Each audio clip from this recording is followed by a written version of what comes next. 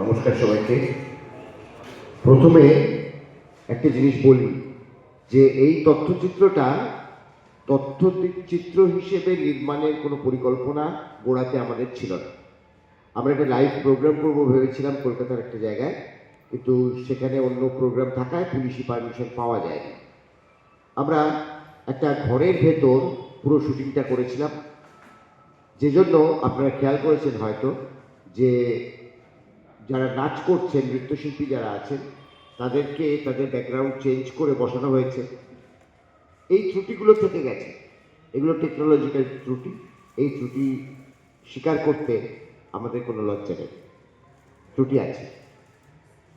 Cinema হিসেবে এটা যে খুব একটা গুণমানের দিক থেকে খুব ভালো সিনেমা হয়েছে তা নয়, কিন্তু বিষয়টা হচ্ছে যে পুরুলিয়ার যে আন্দোলন, মানভূম ভাষা আন্দোলন, যেখানে কিনা পুরুলিয়ার পাকবিড়রা বলে একটা গ্রাম থেকে 1005 জন হেঁটে হেঁটে কলকাতায় পৌঁছন, স্বাধীন ভারতে এখনো পর্যন্ত সবচেয়ে দীর্ঘ মিছিল, এবং তার ফলটা কিন্তু খুব ভালো হয়।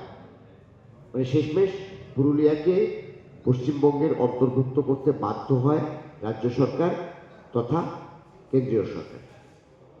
এই যে ইতিহাস, এই ইতিহাস আমাদের বইয়ে পড়ানো হয় না, এই ইতিহাস সম্পর্কে আমাদের চর্চা নেই, আমরা অন্য কোথাও শুনিনি, জানি না।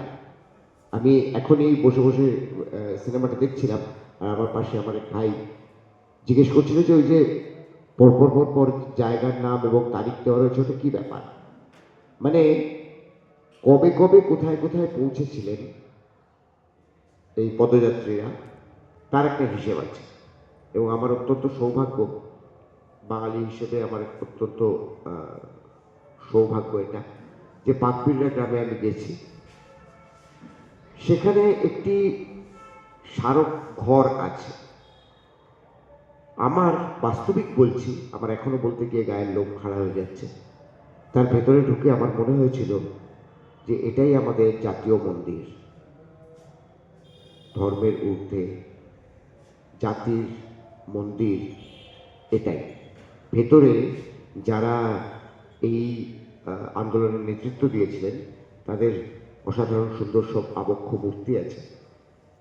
মানুষজন ধর্মস্থলে ঢুকবার সময়, মন্দিরে মসজিদে ঢুকবার সময় যেরকম বাইরে জুতো খুলে ঢোকে সেরকমভাবে ঢুকছেন।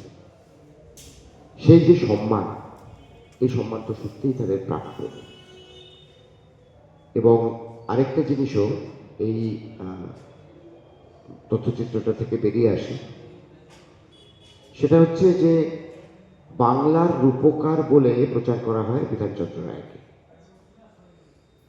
সকল রাজনৈতিক দলই এটা করে, কিন্তু বাস্তবে শ্রীকৃষ্ণ সিং, বিহারের তৎকালীন বিহারের মুখ্যমন্ত্রী এবং পশ্চিমবঙ্গের মুখ্যমন্ত্রী বিধানচন্দ্র রায়, এরা দুজন মিলে কিন্তু ষড়যন্ত্র করেছিলেন যে বিহার আর বাংলাকে এক করে দিয়ে একটা রাজ্য গঠনের। এই তথ্য, এই সত্যটা অনালোচিত। এই জায়গাটা কিন্তু আমাদের ভাবা দরকার যে যাদেরকে রাজনৈতিক দলগুলো মহাপুরুষ বলে প্রচার করে, তারা কি সত্যিই মহাপুরুষ? তারা কি সত্যিই জাতির নেতা? আর পুরো সিনেমাটা নির্মাণ করেছে বাংলার শিল্পী পক্ষের সম্পাদক শ্রী শাহরিয়ার হোসেন মাস্টারমশাই। কি পরিমাণ গবেষণা তিনি করেছেন!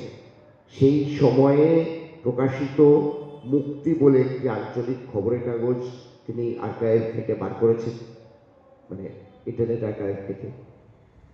সেখান থেকে প্রয়োজনীয় জায়গাগুলো তুলেছেন, প্রচুর প্রচুর পরিশ্রম করেছেন। এই তথ্যচিত্রটি টোটাল তৈরি হতে প্রায় 1 বছর সময় চলে গেছে।